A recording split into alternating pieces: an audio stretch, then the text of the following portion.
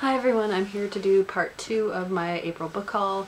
These are the rest of the books that I got in April, and I will also be doing an unboxing. So let's get started with the ones I already have out.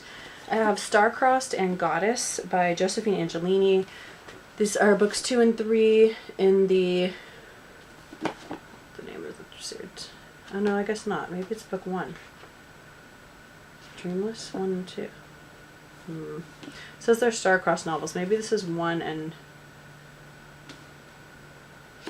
I can't remember. Well, I have these 2 books by Josephine Angelini, part of the Star-Crossed series, or trilogy. I'm not sure which order they go in. So I'm glad to have those. Then I have If We Lived Here by Lindsay Palmer. This is about a couple who have been dating and sharing their lives for 3 years, and they decide they want to move in together, and then they kind of discover how hard it is to do that, trying to find a place that's perfect for both of you, who's going to do all the gross things like cleaning the toilet, and you're not going to be living on your own anymore. So it sounds like a fun kind of look into that. Then I have We'll Always Have Paris, a mother-daughter memoir by Jennifer Coburn. This is about a woman who has always been scared of dying. So she drops everything and takes her daughter Katie on a European adventure. And it just goes, she and her daughter. And so it's all about that adventure that they have, and each chapter is a different area that they go to. They start in Paris, and they go, this is European whirlwind tour, Granada, so they obviously hit up Spain, Barcelona, Amsterdam, so it's going to be really fun to read about Europe.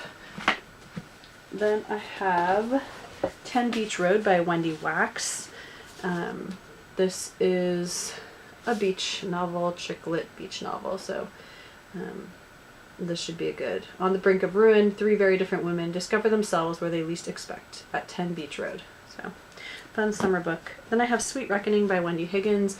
I believe this is the 3rd book in the Sweet Evil trilogy. Yes. So I now have all 3 books, and I can start reading those. Then I have Revived by Kat Patrick. This is about a little girl who's one of the first subjects in a program testing a drug called Revive. Now 15, Daisy has died and been revived 5 times.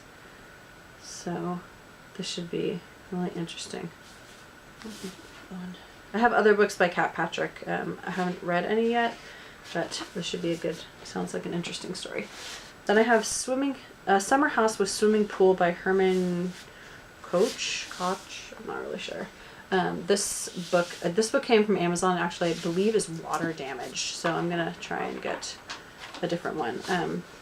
He also wrote The Dinner, which sounds interesting. This is about a a medical procedure goes wrong and an actor dies. Then the doctor has to come up with answers, because obviously reputation is everything.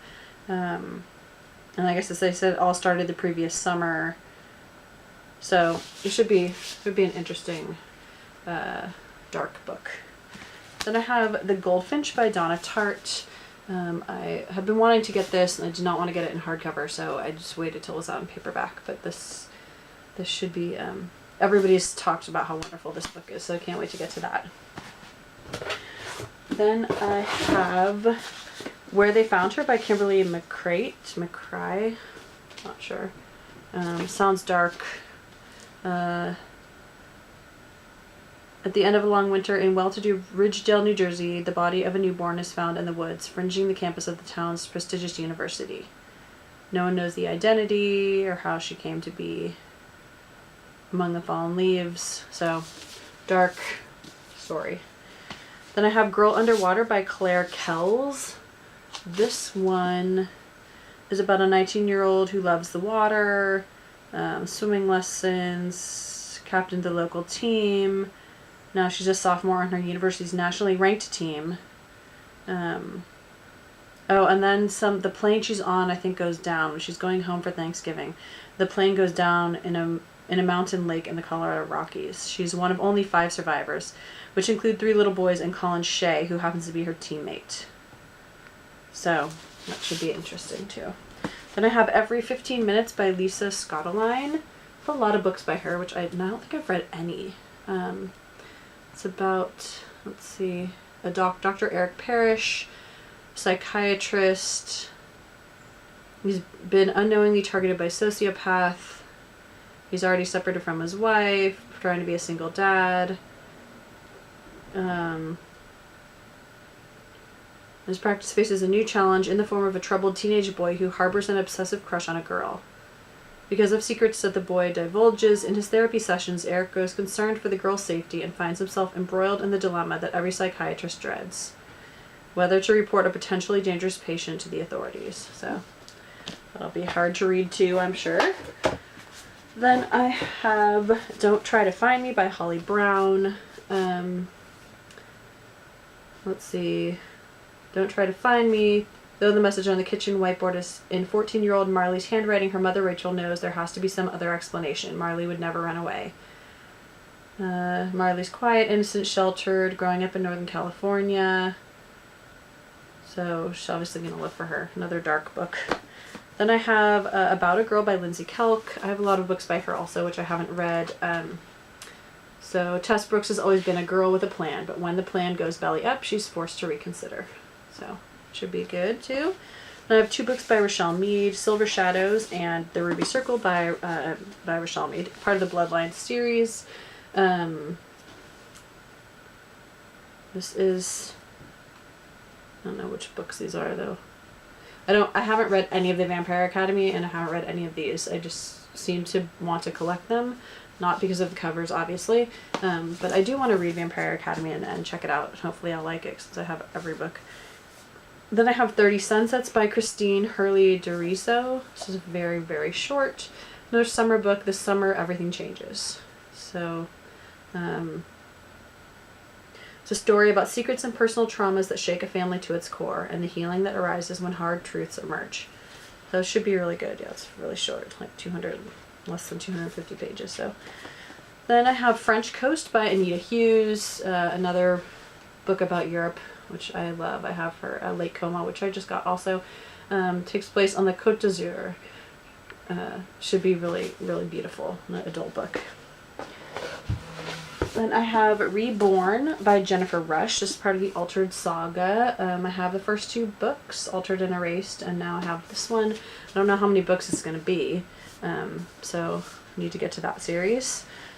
Then I have Dream a Little Dream by Kirsten Gear. It's called the Silver Trilogy. This is the first one. This book is so weirdly shaped. It's just like, it's skinny, and it's so weird. And on the back, the blurb is in the shape of a keyhole. And on the front, and it's a really cool book. Just such a weird shape. Mysterious doors with lizard head knobs, talking stone statues, a crazy girl with a hatchet. Yes, Liv's dreams have been pretty weird lately, especially the one where she's in a graveyard at night watching 4 boys conduct dark magic rituals. So that should be a good one. And I have All the Rage by Courtney Summers. I love Courtney Summers. This is another dark book. The sheriff's son, Kellen Turner, is not the golden boy everyone thinks he is, and Romy Gray knows that for a fact. Because no one wants to believe a girl from the wrong side of town, the truth about him has cost her everything. Friends, family, and her community. So that'll be another good dark, it's like the dark book haul. Then the last ones that I have already opened, I Hate My Selfie by Shane Dawson. Everybody has been talking about this and how funny it is. So, and I just read the Mindy Kaling book, so I'm hoping that this will be, I don't think it'll be as funny as that because Mindy is hilarious, but hopefully this will be worthwhile. Then I have Welcome to Rosie Hopkins' Sweet Shop of Dreams by Jenny Colgan. This is about a girl who takes over her aunt's old-fashioned sweet shop and gets to know a guy, and I guess there's recipes in here too. I'm not really sure if they're at the back or a part of that here. There's a recipe for Turkish delight. Gross. I wouldn't make that anyway. So that should be a good story. Peanut brittle. So stories about candy. It's good. Then I have The Opposite of Loneliness, Essays and Stories by Marina Keegan. This is, I can't remember what this one was about. I can't remember if she died. I have a feeling that she did, but I can't remember. Yeah, she did die. Sorry, I think it's on here. So that should be heartbreaking. Then I have Miss Mayhem by Rachel Hawkins. This is book 2 after Rebel Belle, which I own and haven't read. But I'm excited to have the second one so I can read them both and see how I like them.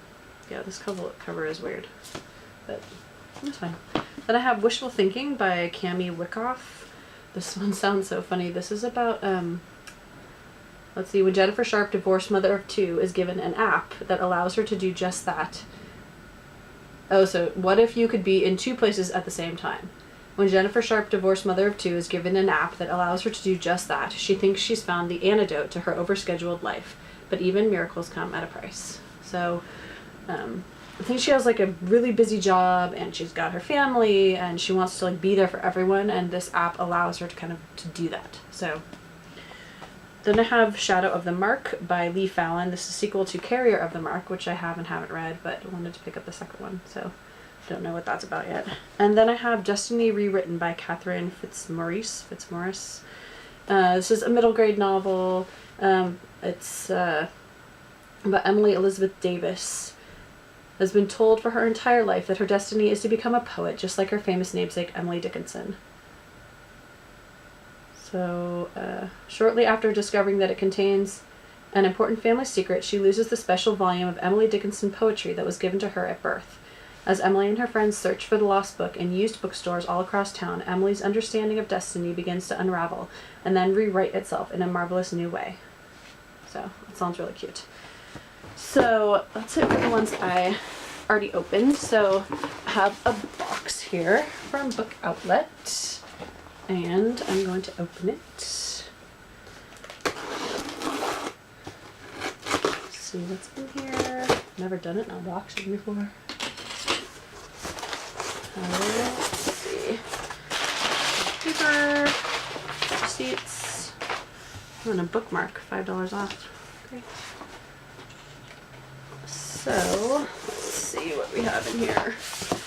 So first I have This Side of Jealousy, an Innocence novel by Lily Peloquin. I have The Innocence. Actually, I think I might have this one too. Yeah, they're similar. Maybe not. So there's that one. Next is The View from the Top by Hilary Frank.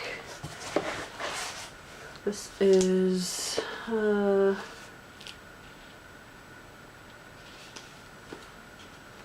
about a bunch of friends.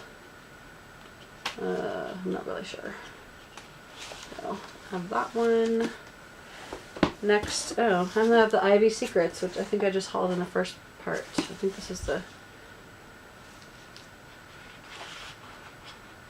Oh, I have 2. Next is That Summer by Sarah Dessen. Haven't read any Sarah Dessen books. Want to get to this one. I hope I don't have this one. It looks like I do. I don't have 2 of that too. Then I have Blonde Ops by Charlotte Bernardo and Natalie Zaman. It looks like another spy-ish kind of book. The rules don't mean much to 16-year-old Beck Jackson. After being expelled from yet another boarding school, Beck is shipped off to Rome to intern for Parker Phillips, the editor-in-chief of one of the world's top fashion magazines. But when a mysterious accident lands Parker in a coma, former supermodel and notorious drama queen Candice Worthington takes the reins of the magazine. The First Lady is in Rome for a cover shoot, and all hands are on deck to make sure her visit goes smoothly. So, sounds fun. Falling over. And I have Michael Vey, Battle of the Ampere. This is by Richard Paul Evans. There's another one of his books in here. Is it? Yeah, this one. Michael Vey, Rise of the Elgin. This is book 2 and 3. 2 and 3 of the Michael Vey series. So